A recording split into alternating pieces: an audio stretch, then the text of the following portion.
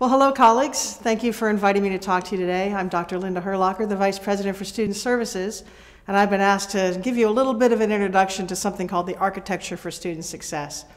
And it really doesn't have anything to do with architecture at all in a literal sense. It really talks about the system that we've put in place to support our students as they try to achieve their academic goals.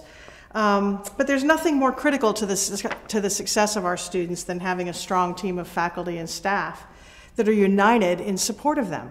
And that's really what this is all about. Maybe the easiest way to think about it is to consider it as a vision for what the perfect student services model would look like and the strategic plan for how we would put that into place. But before I get into all those details, let me back up a minute. It's important to know that this all started as a college-wide conversation around strategic enrollment management. A couple years ago, the FSCJ community crafted a set of principles that they felt were essential to create the kind of an institution that students would want to come to.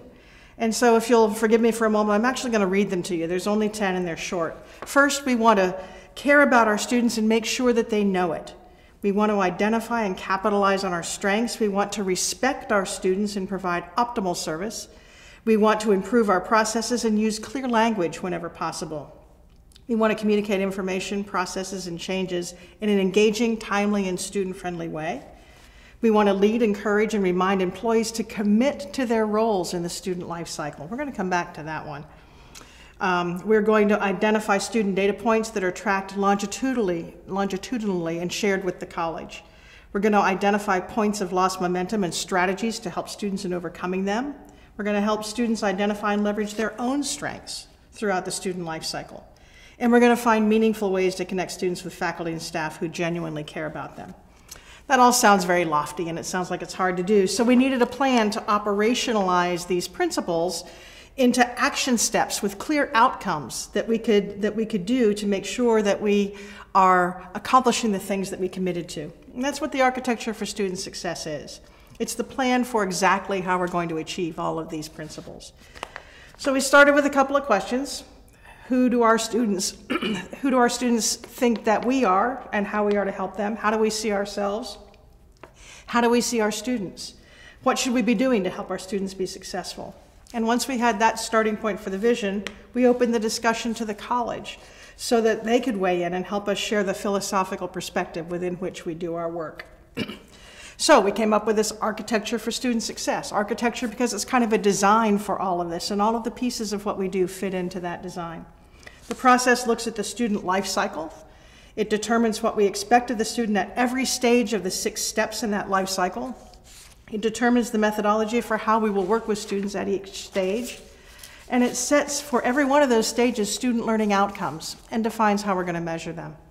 The result is that as the student learns to be a student, we're providing guidance and instruction so that eventually the student learns the skills to be self-sufficient and earns the right to be self-determinate. And at the same time, as the student needs us less and less, our frontline service providers can focus their attention on the newer students who still need more hand-holding and help along the way.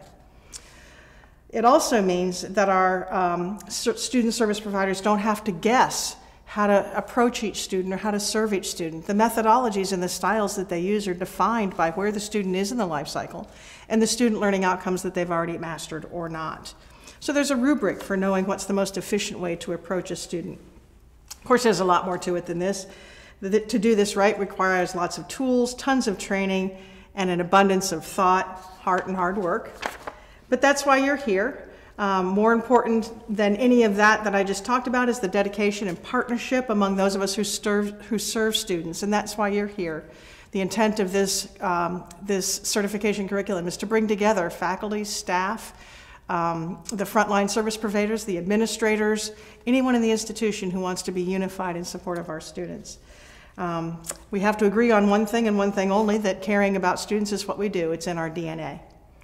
Making certain that our students know we care about them, care enough to do whatever it takes to get this right. This is the #1 reason we're here. So thanks for joining me in this important work.